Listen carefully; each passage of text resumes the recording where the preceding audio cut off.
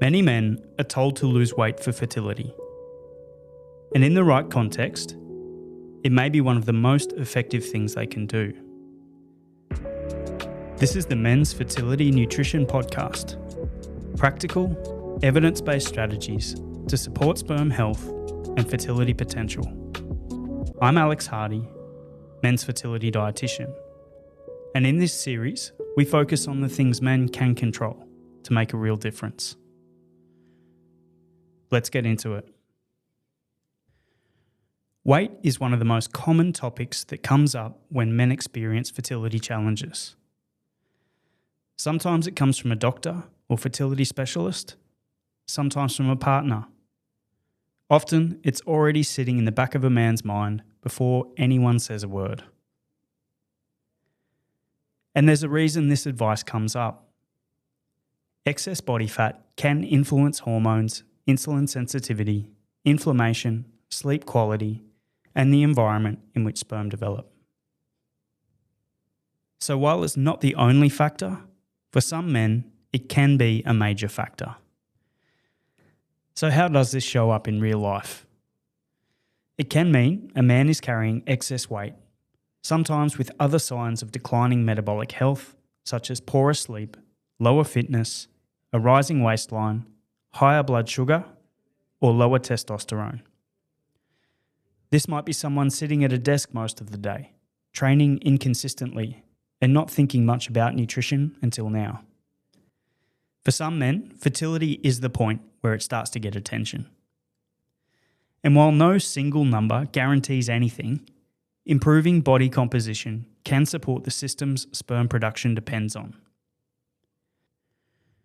Importantly, we now have evidence suggesting that when excess weight is part of the problem, improving it can help.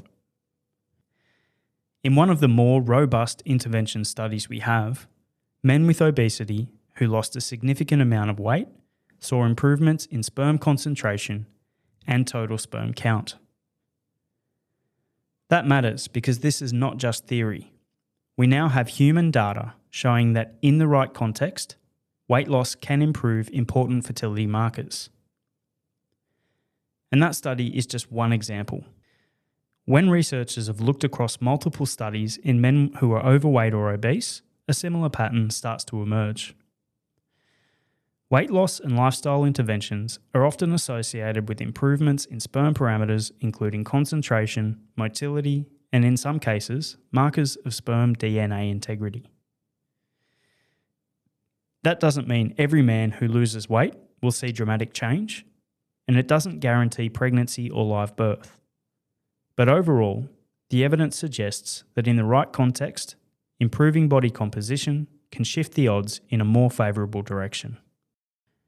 So while weight loss can be helpful, especially in men carrying excess body fat, it's usually not just the number on the scale doing the work.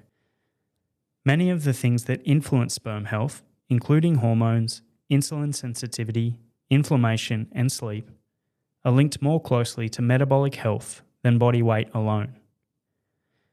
That helps explain why two men can weigh the same or even lose the same amount of weight and still see very different results. Where weight loss is appropriate, the goal usually isn't extreme dieting or rapid transformation. It's a steady improvement in body composition along with broader improvements in health and lifestyle. There are many different ways to approach weight loss, and the right approach will vary from person to person. The key is choosing something you can apply consistently. That typically includes building or maintaining muscle through resistance training, improving cardiovascular fitness, prioritizing sleep, reducing excess alcohol, and building a diet based around whole foods, adequate protein, and consistent energy intake. Because how weight loss is achieved matters. A crash diet that strips weight quickly but compromises nutrition, recovery, and hormonal health is very different from a structured, sustainable approach that supports long-term health and sperm production. The goal isn't just to be lighter, it's to be healthier in a way that supports fertility. So where should you start? This is where many men either overcomplicate things or do nothing at all. The first question isn't how to lose weight, it's whether weight is actually likely to be part of the problem for you. A simple place to begin is looking at a few key things: your waistline, your general fitness, your energy levels, and any markers like blood sugar, cholesterol, or testosterone. If those are moving in the wrong direction, broader lifestyle and metabolic factors are probably worth addressing. If that's the case, you don't need to overhaul everything overnight. A more effective starting point is usually to focus on a few key foundations: building regular meals around whole foods and adequate protein, increasing daily movement and adding some form of resistance training, improving sleep consistency, and reducing the things that tend to push weight up, like excess alcohol or highly processed foods. You don't need perfection, you need consistency over time. And importantly, sperm take around 12 weeks to develop. So this isn't about a short burst of effort, it's about giving your body enough time in a healthier state for those changes to be reflected in sperm production. And if you take a step back, the message here is quite simple. For men carrying excess body fat or showing signs of declining metabolic health, improving body composition can be one of the more meaningful things you can do to support fertility.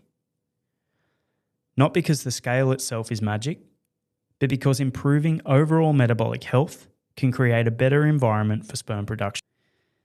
At the same time, this is not about extremes. It's not about crash dieting, short-term fixes, or chasing rapid transformations. It's about creating a healthier baseline and giving your body enough time in that state for sperm development to respond. Fertility doesn't reward extremes. It tends to reward consistency. And it's also worth remembering that the number on the scale is not the whole story.